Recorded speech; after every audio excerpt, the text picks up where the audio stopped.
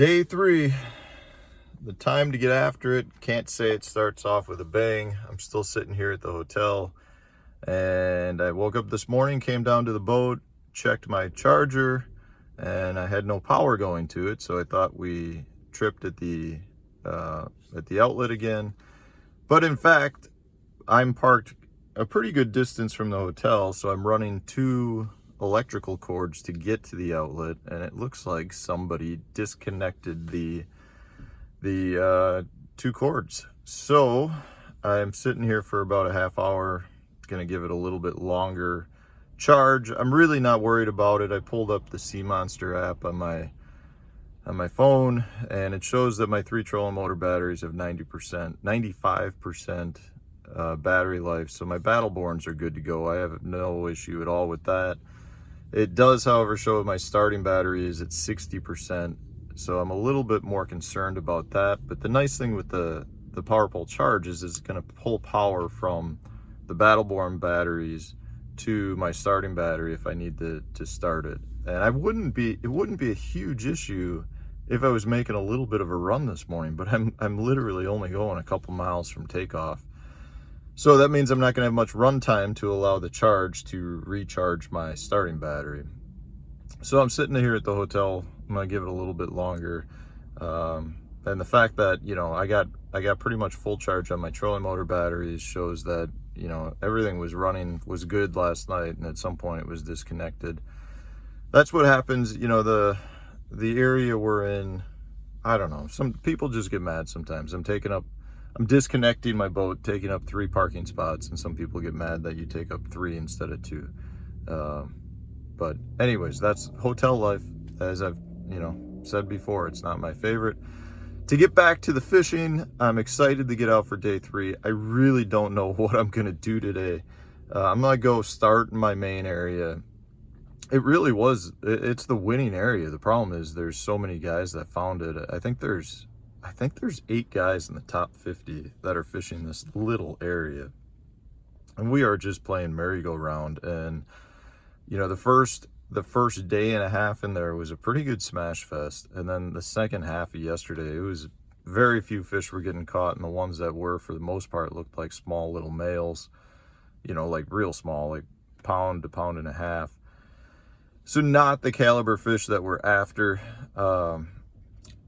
I left that area yesterday afternoon for a little bit and lost a big, like a 6-pounder. That killed me. And then I caught a 3.5 too, which really helped. So I think I'm going to run some fresh water this afternoon. We'll see what happens with the main area. I mean, you never know. It's been a warm night. There's potential that some fish could have potentially moved in overnight. I don't really think that's going to be the case when there's not many males around even to draw in any of the females. But you never know. It's Florida and waves can come in. It could be gangbusters again. But I'd like to be able to go in there and catch, I'd like to be able to catch a limit. I don't even know how easy that's going to be. And yeah, see what happens from there. We'll kind of wing it. We're 25th out of 50, so as easy it is to move up, there's also a lot of ground to fall down, and I don't really want to have a bad day, gamble completely and come in with 3 fish for 4 pounds like that. And if I come out of here in 50th place, that's really unacceptable at this point. So I'm not looking to do that. I'd love to go out and catch 12 pounds. I think that'll probably keep me roughly at where I'm at. And if I could go out and catch 15, 16 pounds, I don't think that's enough for the top 10, but I think that would move me up pretty good in points too. I think I'm going to need 20 pounds to go into the top 10. So I need to find some big fish to do that. But yeah, we're going to give it a few more minutes here and then we'll head out. You guys will see me fishing next, so stay tuned.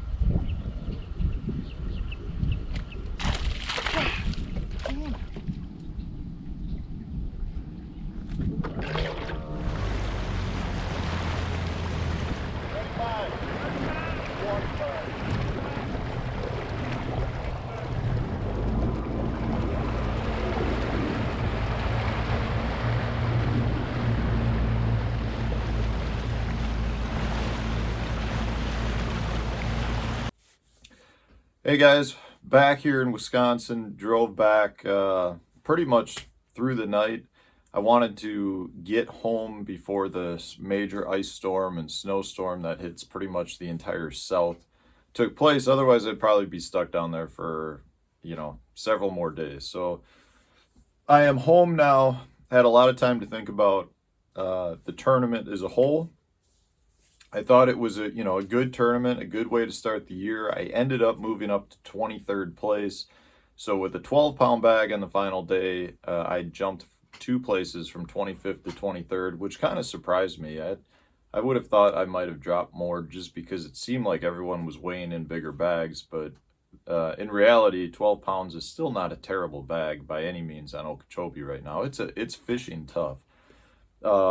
So I'm pleased with the event. I really would have liked to have done a little better. My primary area was, really, in my opinion, one of the main players in the event. It had the fish in it to win the event. Bill McDonald, Miles Berghoff, Anthony Gagliardi were all in there. They all finished inside the top 10. Along with them were probably 7 or 8 other anglers that made the top 50 cut. And then, prior to day 3, there were probably another 10 or 15 anglers that were fishing the area as well. So it was a small little area that got pounded on. And I'm kind of surprised that it held up pretty much for 4 days. Because, the guys that were in there in the top 10 still caught decent bags. But, the reality is that, I was around the fish to do well. I did well. I didn't, have a top 10. And I lost some fish that really hurt me. On day 2, I lost a 6-pounder that really would have moved me up. With that fish alone, I would not have been in the top 10, but I would have been just outside of it. But I lost several fish days 1 and 3 as well that, I probably could have picked up enough weight to get me inside that top 10. The problem is when you're fishing in the manner that I was, you can't expect to catch every fish. The fish are in heavy, thick cover. Every weed in Florida, it seems like, is just tough to pull the fish through, whether it's the needle grass or, hay grass or cattails or bulrushes. Everything is just tough, and you're using big, heavy rods, big, heavy line. You're bound to lose fish, and I did lose some fish, but I can't complain. We wrapped up a good event. Starting off the year on the right foot. We're heading to the Harris chain for the first Southern Bass Open, and then the immediate week following that is the second MLF Big 5 Pro Circuit event on Smith Lake. So we've got a lot of tournaments coming up. Hope you enjoyed the recaps, and stay tuned. We got more videos coming out every day. Please subscribe to the channel if you haven't done that already. Hit the like button and share it with your social media sources to get the word out. I appreciate each and every one of you. Thanks for watching.